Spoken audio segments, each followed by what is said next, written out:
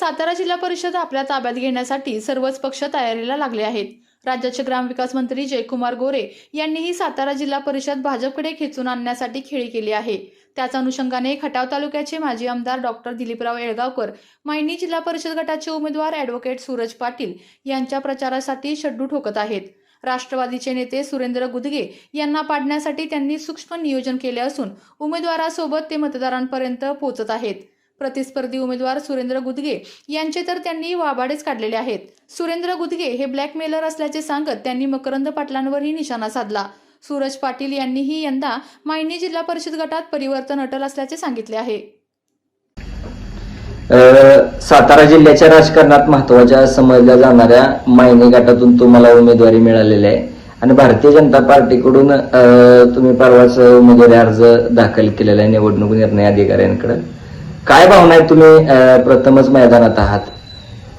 नामदार जयकुमार गोरे भाऊ आणि डॉक्टर दिलीपराव येळगावकर यांनी जो माझ्यावर जिल्हा परिषदेचा उमेदवार म्हणून जो विश्वास दाखवला त्याबद्दल पहिल्यांदा मी या दोघांचे खूप खूप ऋणी आहे. मायनी जिल्हा परिषद गटामध्ये प्रचंड मोठा उठाव सत्तेच्या विरोधात चालू आहे. त्या उठावाचा मी गावोगावी जाऊन साक्षीदार झालेलो आहे आणि त्या उठावाच्या पाठिंब्यावर मी या जिल्हा परिषदेला निवडणूक लढवण्याचा निर्णय घेतलेला आहे. जे जिल्हा परिषदेचे सदस्य होते सुरेंद्र गुदगे शड्डू ठोकून मैदानात आहेत, तर ते तुम्हाला पाडण्यासाठी तयारी करतायत, तर तुम्ही जिंकण्यासाठी जिल्हा परिषद लढवताय असं म्हणला, तर एवढा आत्मविश्वास काय आहे?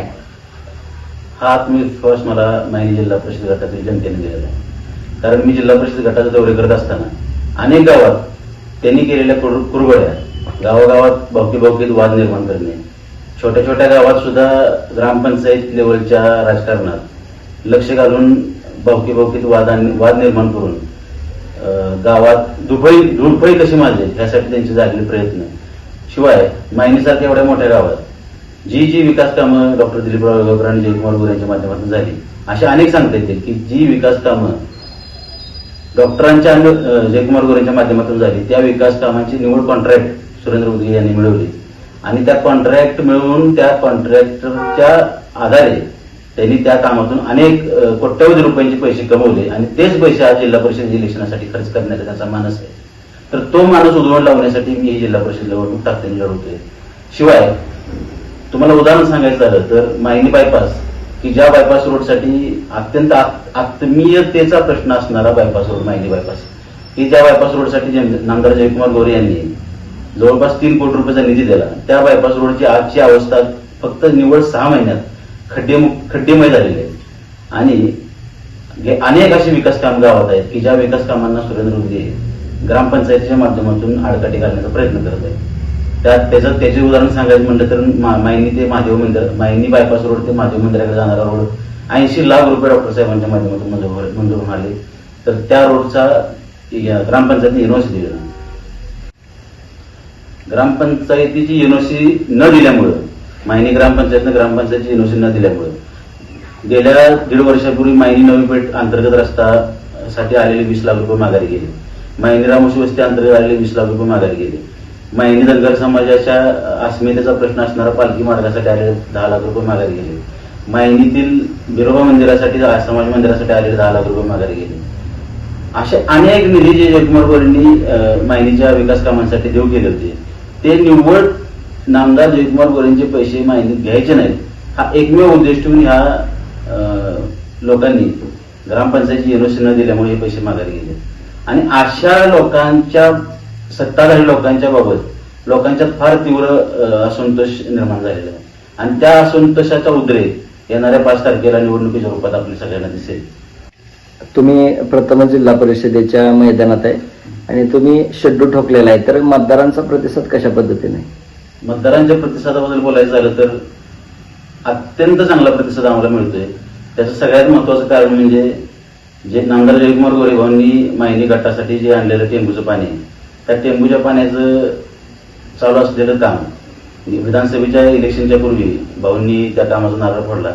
आज ते काम प्रत्यक्षात होताना लोकांना दिसतंय आणि त्या कामाच्या माध्यमातून जे येणाऱ्या 1-1.5 वर्षात पाणी लोकांच्या शेतापर्यंत पोहोचणार आहे त्या पाण्याच्या येणाऱ्या पाण्याच्या विश्वासाच्या भरोश्यावर लोक खूप अत्यंत चांगला प्रतिसाद आम्हाला देत आहेत.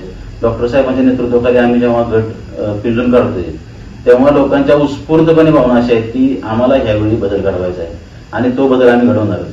तुम्ही आमच्यापर्यंत मतं मागायला या घरी येऊ नका. इथंपर्यंत लोकांनी अशा उत्स्फूर्त भावना व्यक्त केल्या. त्यामुळं ह्या इलेक्शनला मला माझ्या निवडणुकीला जिंकण्यासाठी कोणतीच अडचण वाटत नाही. मायनीच्या धरणामध्ये गेल्या 4 वर्षापूर्वी डॉक्टर साहेबांच्या प्रयत्नाने टेंबूचं पाणी धरणामध्ये आलं आणि ते धरणामध्ये आल्यानंतर ते ऍक्च्युली येताना पिण्यासाठी म्हणून आलं होतं, पण डॉक्टर साहेबांच्या आणि नामदार जयकुमार गोरेंच्या माध्यमातून ते पाणी वर्षातून किमान 2 ते 3 वेळा मायनीच्या 4 नदीपात्रात सोडलं जातं आणि त्यामुळे नदीकिनारचा जो सगळा ऊस नदीकिनारचा जो शेतीचा पट्टा आहे तो सगळा आज बागायती झालेला दिसतोय. ज्या रानामध्ये उन्हाळ्यात कुसळं सुद्धा उगवत नव्हती अशी तिची विदारक अवस्था होती, तिथं आज ऊसाची पिकं होताना दिसत आहे. कोट्यवधी रुपयाचा, म्हणजे आम्ही परवा सहज आकडा काढला, माहिती घेतली तर 40 कोटीच्या वरती अमाऊंट ती मायनी जिल्हा परिषद गटातल्या निवड मायनी चित्तळी शेडगेवाडी आणि कांटात्रे आणि विक्रियाचा काय भाग एवढ्या भागात इतक्या मोठ्या प्रमाणावर पैसे शेतकऱ्यांना मिळत आहेत. शेतकरी सदन झालेला आहे आणि त्या डॉक्टर साहेबांच्या ऋणातून उतराई होण्यासाठी शेतकऱ्यांच्यातून एक चांगला उद्रेक आहे की डॉक्टर साहेब डॉक्टरांना सुद्धा करून दाखवतात की डॉक्टर साहेब तुम्ही यावेळी काळजीच करू नका, आम्ही सुरेश पाटलांना भरघोस मतांनी निवडून देऊ, तुम्ही आमच्याकडे येऊ पण नका, आमची मताची गॅरंटी आहे. इतक्या चांगल्या प्रती डॉक्टर साहेबांना मला अख्ख्या गटात रिस्पॉन्स त्यांना उमेदवारी दिलेली आहे. कशा पद्धतीने रणनीती असेल, भविष्यातल्या विकास कामासाठी तुम्ही कशा पद्धतीने प्रयत्न करणार आहे? मायणी जिल्हा परिषद गटात जिल्हा परिषद स्थापन झाल्यापासून केवळ एकदाच आमच्याकडे जिल्हा परिषद गट आलेला होता, नाहीतर कायम बुदगे घराण्यांच्याकडे हा जिल्हा परिषद गट आणि त्याच्या आधी 4 वेळा आमदारकी, त्याच्या आधी 4 वेळा केशवराव पाटलांची आमदारकी, अशा तऱ्हेनं 40-45 वर्ष या झडपी गटाची सगळी जी काही राजकारण होतं ते बुदगे घराच्या समोर भोवती फिरत होतं. मात्र या भागाचा अजिबात विकास झालेला नाही. या भागाचा पाणी प्रश्न सुटला नाही, या भागाचा पिण्याच्या पाण्याचा प्रश्न सुटला नाही, या भागामध्ये रस्त्यांचं जाळं विणलं गेलं नाही, या भागामध्ये कुठलाही औद्योगिक एखादा उद्योग उभा राहिला नाही आणि गावोगावी आज सुद्धा प्राथमिक ज्या सोयी सुविधा व्हायला पाहिजेत जिल्हा परिषदेच्या माध्यमातून, त्यामध्ये अगदी गावोगावचे अंतर्गत रस्ते असतील, स्मशानभूमी असतील, काही प्राथमिक आरोग्य केंद्राचा विषय आहे, काही आता कल्याणसारखं जे ग्रामीण रुग्णालय आहे ते तर सातारा जिल्ह्यात सगळ्यात चांगलं रुग्णालय, त्याच्यात दुरावस्था झालेली आहे. अशा अनेक विषय आहेत की ज्यामध्ये काहीही विकास या घराण्याकडून झालेला नाही आणि त्यामुळे या घराण्यावर इतकी सत्ता जी आजपर्यंत केंद्रित झाली आणि त्यामुळे यांचा या राजकारणावर अशा तऱ्हेनं जो काही प्रभाव होता त्यातनं एक माजोरी वृत्ती तयार झाली आणि त्यामुळे मग बेफिकीर वागणं, जिल्हा परिषदेमध्ये तर यांचं जे काही नावलौकिक होता तो ब्लॅकमेलर म्हणून किंवा एखाद्या यांच्याकडून काही पैसे उकळण्याचा विषय असेल, अशा तऱ्हेची एक इमेज तयार झाली आणि त्यामुळं इतरांनी केलेली कामं ही मीच केली असं दाखवायचं आणि कॉन्ट्रॅक्टर असल्यामुळे स्वतःच नारळ फोडायचे, स्वतःच कामं घ्यायची आणि बिलोनी कामं घेऊन कामांचं वाटोळ करायचं, अशा तऱ्हेची सगळी पार्श्वभूमी या जिल्हा परिषद गटात असल्यामुळे आम्ही नवीन चेहरे या जिल्हा परिषद गटात उभे केलेत. एकदा आम्ही त्यांचा पराभव करून या जिल्हा परिषद गटात आमची सत्ता आणलेली होती, पण दुर्दैवाने त्यावेळी राज्यात सत्ता नव्हती, केंद्रात सत्ता नव्हती, पंचायत समिती झेडपीमध्ये सुद्धा त्यांची सत्ता आल्यामुळे आम्हाला फारसं काही करता आलं नाही. पण आता आज जर परिस्थिती पाहिली तर केंद्रात आपलं सरकार आहे, राज्यात आपलं सरकार आहे आणि यावेळी नगरपालिका, महानगरपालिका या सगळ्या भारतीय जनता पार्टीने जिंकलेल्या आहे आणि शिवाय जयकुमार भाऊ गोरेंच्याकडे जे आज खातं आलेलं आहे ते ग्रामीण विकास खातं आहे आणि हा मनुष्य इतका पॉझिटिव्ह आहे की गावोगावचा विकास करण्यासाठी वाटेल तेवढा निधी वेगवेगळ्या फंडातून, वेगवेगळ्या योजनेतून देण्याची त्यांची कुवत आहे आणि त्यामुळे गेल्या 5-6 वर्षामध्ये त्यांच्याकडून या भागात झालेली जी विकास कामं आहेत, त्या विकास कामाच्या जोरावर आम्ही ही जिल्हा परिषद गट जिंकतोय आणि 100% आम्हाला खात्री आहे की हा जो आज माजोरपणा या जिल्हा परिषद गटात आलेला आहे तो कोणत्याही परिस्थितीत आम्ही सूरज पाटलांच्या मध्यस्थीनं, सूरज पाटलांच्या वतीनं आणि दोन्ही जे पंचायत गणामध्ये दिलेले उमेदवार असतील, प्रसाद जुगदर असतील किंवा अनिता कोळी असतील, यांच्या माध्यमातून आम्ही हा झडपी गट हा कोणत्याही परिस्थितीत जिंकणार. त्यासाठी आम्ही मायक्रो प्लॅनिंग केलेलं आहे आणि त्या जे त्या ज्या पद्धतीनं ते आम्हाला प्रश्न हे करतील त्याचं सगळं उत्तर म्हणजे दाम दंड भेद सगळं करणार आहे. त्यामुळे कुठेही त्यांना आम्ही अपुरं पडणार नाही याची आम्हाला खात्री आहे. एकेकाळी तुम्ही राष्ट्रवादीचे जिल्हाध्यक्ष म्हणून पण काम केले आणि सातारा जिल्हा किंवा एकंदरीत जिल्हा परिषद ही राष्ट्रवादीचा बालेकिल्ला म्हणून ओळखली जायची. आता भारतीय जनता पार्टीचे सर्वच्या सर्व आमदार सुद्धा महायुतीचे आहेत आणि भारतीय जनता पार्टीचा जिल्हा परिषदेवर झेंडा फडकणार आहे का? त्यासाठी काय प्रयत्न करणार? नाही, राष्ट्रवादीमध्ये काही दुर्दैवानं तो दुर्दैवी काळ होता माझा, कारण सगळ्या पद्धतीनं माझ्यावर आरोप झाले, माझ्यावर मला संपवण्याचा प्रकार झाला आणि जिल्ह्यामध्ये त्यावेळी मी एकमेव आमदार होतो. त्यामुळं सगळ्या काँग्रेस राष्ट्रवादीकडून माझ्यावर एवढे मोठे आघात झाले, आर्थिक आघात झाले, नंतर माझ्या संस्थांच्यावर आघात केले गेले, संस्थांची तोडमोड केली गेली. त्यामुळे काही गोष्टी मला त्या काळात कराव्या लागल्या, परंतु मी त्यातनं मला ते समाधानी मी त्यातनं होतो. परंतु नंतर माझा मूळचा पिंड हा भारतीय जनता पार्टीचा आहे. मी जनसंघापासून काम करतोय, मी राष्ट्रीय स्वयंसेवक संघामध्ये काम करत होतो. त्यामुळं मी पुन्हा त्या प्रवाहात पहिल्यासारखा आहे आणि यावेळी भारतीय जनता पार्टीची सत्ता ही आम्ही अतिशय चांगल्या पद्धतीने आणू.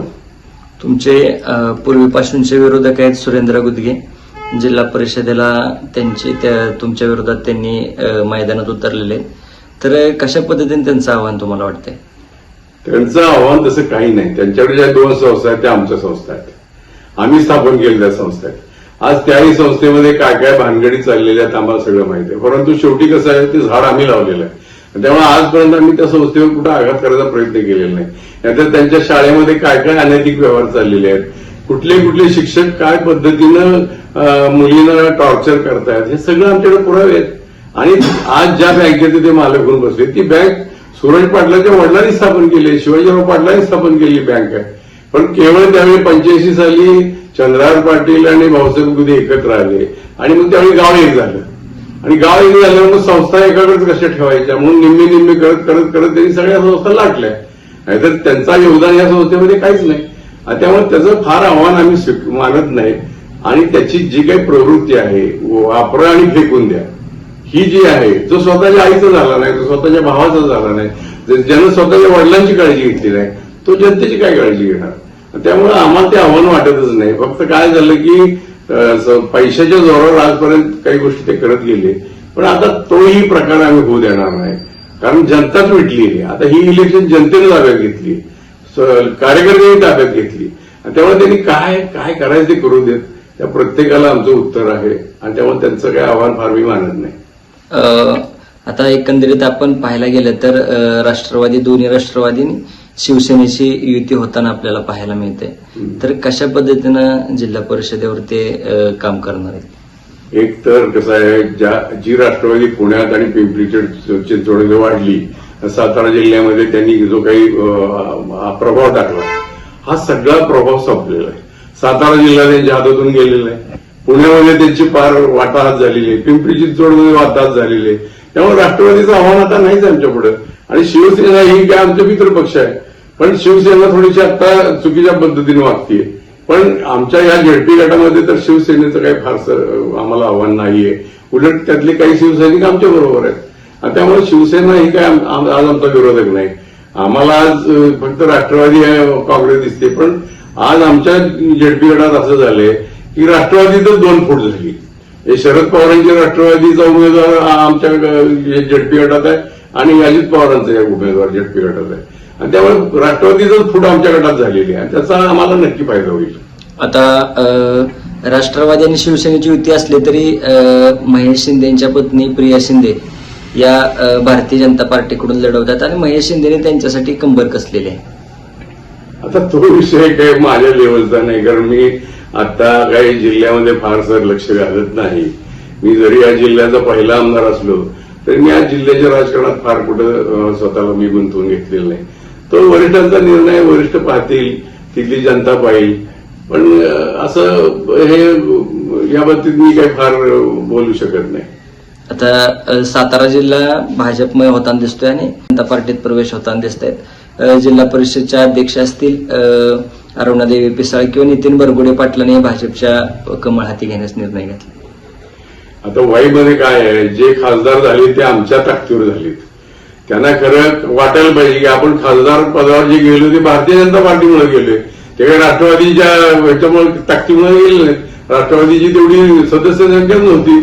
केवळ मोदी साहेबांनी आणि आमच्या देवेंद्रजींनी त्यांना एक संधी चांगली दिली, त्याचा ते दुरुपयोग करतात. खरं म्हणजे त्यांनी भारतीय जनता पार्टीची वितुष्ट घ्यायची गरज नाही.